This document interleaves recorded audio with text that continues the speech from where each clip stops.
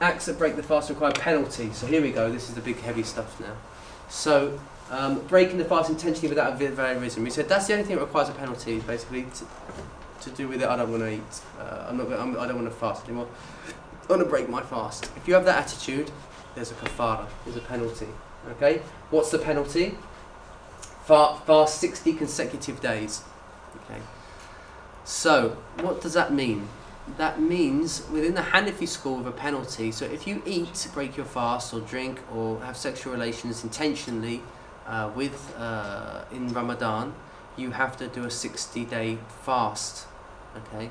If you can't manage that, then you feed 60 people. So if you're unable because your health, you can't fast to do that, then you feed 60 people. You don't have a choice. Those 60 days can be any day of the year though. You don't have to do them straight after Ramadan. They can't be broken though.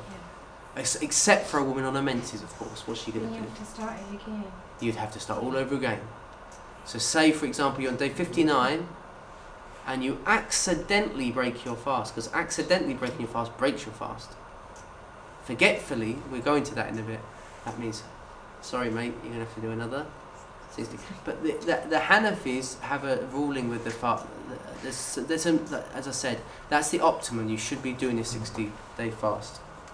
The Hanafis say that if you have to do 60 days consecutively, so the best thing is to do it in the winter months. Okay, where we've got to make sure there's no Eid in that time, because you've got to do consecutively. Okay, and it's haram to fast on Eid, so that will break it. Okay. They say say you broke your fast 10 times, as long as you haven't done a kafara, you only have to do one kafara. Does that make sense? So if someone's violated the month of Ramadan a number of times, as long as they haven't made up for those, it's only ever one. So here's a guy, he's violated it once. So he makes it up, then he violates it, he does 60 days fast, then another time he violates it, he's got to do another 60. But here's another guy who violates it, doesn't do a 60 fast, then he violates it again, then he violates it another time. As long as he hasn't made up one of those 60, he only ever has to do one set of 60.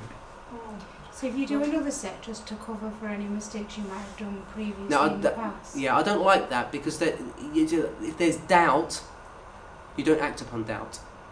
That's a principle in the Sharia, because that opens the door to all sorts of OCD. Yeah. You know, and we have a very OCD-ish community when it comes to worship. So if there's any doubt, did I really do it? You don't act on that. Okay, it has to be certain. I definitely broke it with intention. There was an intention to violate. Now, in those 60 fasts, did I really break it or not? As long as you're not certain, you act as if you haven't broken it. You've got to have certainty. That went down my throat accidentally. I know it did, or so forth. Then you act on it because you're certain. Does that answer your question? Yeah. That's very important. The other thing here is that the Shafi'is have a huge the Malikis are the strictest on this. The Malikis say you have to do 60 days for every day. So say there's a poor kid, I'm not saying you, Jalal, so, that he didn't fast when he reached puberty. In the Maliki school, you've got to make up 60 for every day. That's impossible. No one can do that.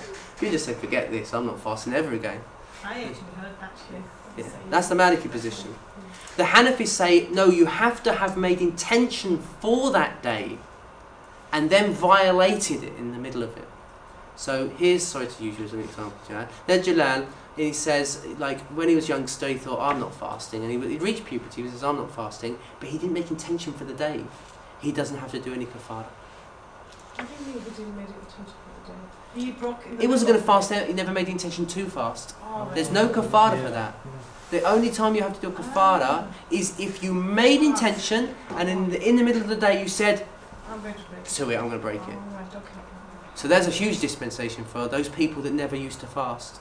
They just have to make up those ones. They have to make them up, that's all. There's no 60s here. Okay, you have to have made intention, be adamant to fast the day, then violated it with intention. And does dental work break your fast? Well, wait a minute, we'll get there in a minute. Okay. Now, the Shafi'is have the huge, so the Malikis are hardcore on this. The Hanafis have a nice middle path, which I like their positions. Their positions make their clear. The Shafi'is say there's no kafara except for sexual relations in Ramadan. So say someone's really messed up It's impossible. You don't really have to. I don't like to give that position generally, because you should have a little bit of a penalty for you being a naughty boy. We want some consequences, don't we? Okay, so you have to do it once in your life, basically, a 60-day fast, if you did it in the past a number of times and you had intention to fast that day. That's the important to highlight that. Okay.